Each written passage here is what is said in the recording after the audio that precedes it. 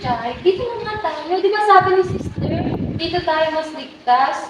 Kesa naman tayo nasa labas, baka kunin tayo ng masamang tao. Ayaw mo nun? Dito tayo, mas nakakain tayo ng 3 beses sa isang araw. Ano pag bumalik si Nana?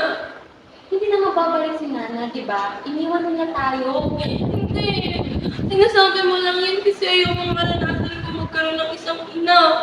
Ano ba sabi ni Tita? Di ba? Sabi, iniwan na tayo, hindi na niya tayo mahal. Okay lang kahit nakay na tita. Okay lang kahit sinasaktan. Okay lang kahit kinugutom tayo. Baka bumalik si Nana. Tumakas na lang tayo dito. Tayo! Huwag na tayong malis! Eh, ba't ba gusto mo dito? Kasi dito tayo, kumakain tayo ng 3 beses sa isang araw, tapos inalagaan pa tayo ng sister. Eh, ayoko ka! Chuchay! Bumalik ka nga dito!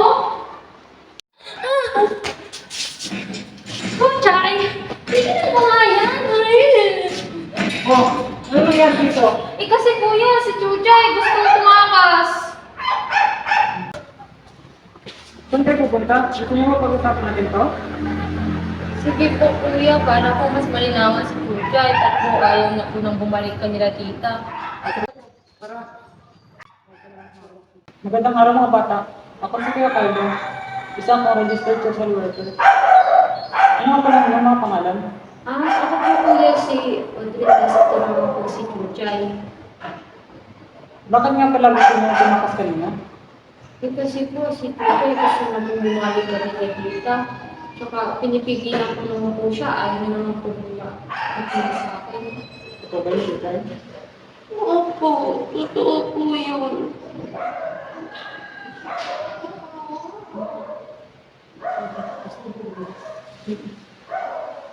Bakit po sila natin? Bakit nga pala gusto niyo registered sa college? Eh, kasi po, baka po bumalik yung nanay namin. Nangako po kasi siya sa amin na mapalikan niya kami. Eh, paano po pag bumalik siya dun sa tita ko? Tapos wala po kami dun. Saan niya po kami hahanapin? Kaya okay lang po kahit mas maganda dito kaysa dun. Nasaan ba yung partner namin? Eh kasi po yung nanay po namin, sumama po doon sa boyfriend niya. Tapos nakakapapuma siya sa amin na kapag po nakapag-ipon na siya ng pera, magpapalit po siya ng tita, tapos papapasukin niya po kami. Eh hindi naman po nagpapatuon. Kaya po kami na punta sa pagpapalimos po sa kanya. Tapos yung tatay naman po namin, umalis po, hindi po namin siya nakilala habang lumalaki kami. Kaya di po namin siya kilala. Ilang taon na nga pala kayong dalawa? Ako po, 11 years old na po. Ako naman po, 8 years old. Ang bata niyo ba? Tapos iniwan na kayo ng inyong mga magulang? opo, iniwanan na niya po kami sa amin pong tita po. Ngayon ba? Ang virgin niyo kasi ang inyong kita? Yes po, kaso po, ayun nga po, kinuha po kami ng barangay namin kasi nga po, mamalit kami, ang bata pa po namin. Tapos di pa po kami nag-aaral. Tapos sabi po, child labor daw po yun. Namamalimustad po kami sa kalye. Tapos hindi din po kami nakakapag-aral.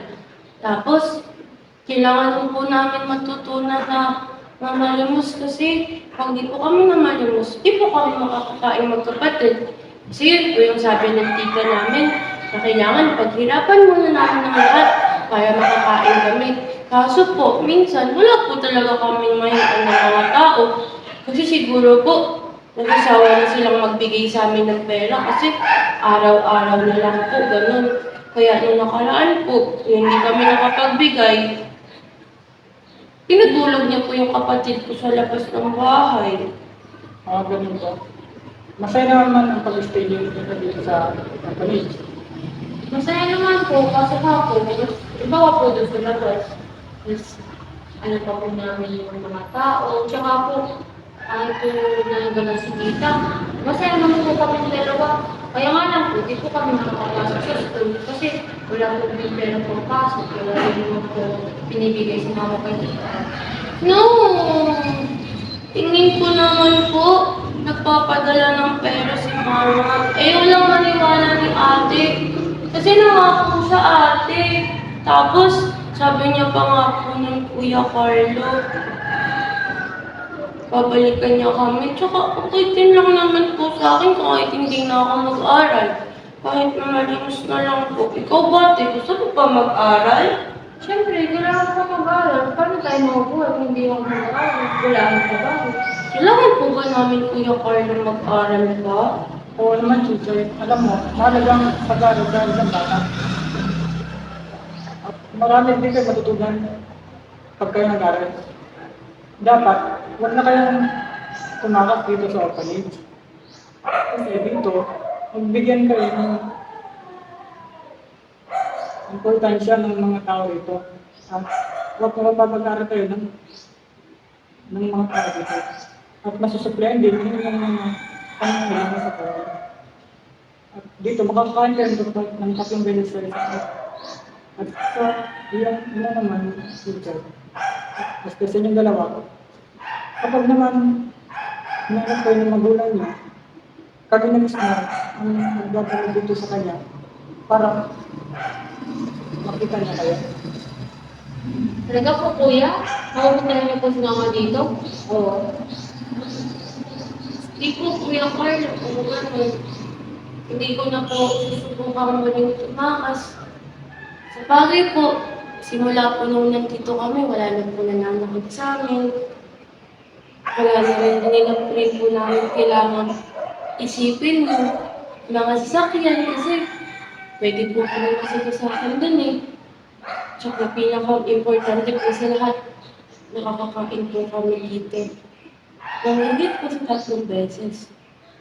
Oo, kasi dito ligtas talaga kayo. Masarap po yung ulam dito lagi.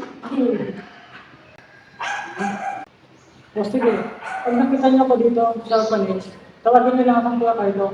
At kung may problema kayo, pwede niyo naman sabihin sa amin para kami na gumawa ng paraan para masolusyon niyo yun. Sabi mo yan, kuya, ha? Basta, pag tinawag ka namin, lalapit kami sa'yo, huwag mo kami nag-isipin. Oo naman, pangako yun.